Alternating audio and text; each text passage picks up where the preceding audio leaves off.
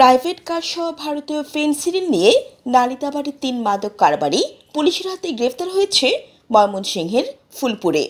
গত মঙ্গলবার রাতে গোপন সংবাদের ভিত্তিতে ফুলপুর গোলচত্বর এলাকায় থানা পুলিশ অভিযান চালিয়ে তাদের গ্রেফতার করে।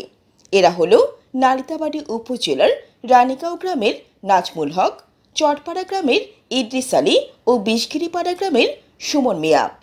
ফুলপুর থানা পুলিশ জানায়, গোলচত্বর এলাকায় পুলিশের সন্দেহ হলে প্রাইভেট কারটি থামিয়ে তল্লাশি চালানো হয়। এই সময় গাড়ির ভেতর থেকে ৪০ বোতল ফেনসিডিল উদ্ধার করা হয়। পরে প্রাইভেট কারে থাকা ৩ জনকে গ্রেফতার করে থানায় নিয়ে যায় পুলিশ। ফুলপুর থানার ভারপ্রাপ্ত কর্মকর্তা আব্দুল হাদি বিষয়টি নিশ্চিত করে জানান, তাদের বিরুদ্ধে মাদকদ্রব্য নিয়ন্ত্রণ আইনে মামলা দায়ের করে আদালতের মাধ্যমে জেল হাজতে পাঠানো হয়েছে। জানাতুল আফসানা, চ্যানেল বাংলা।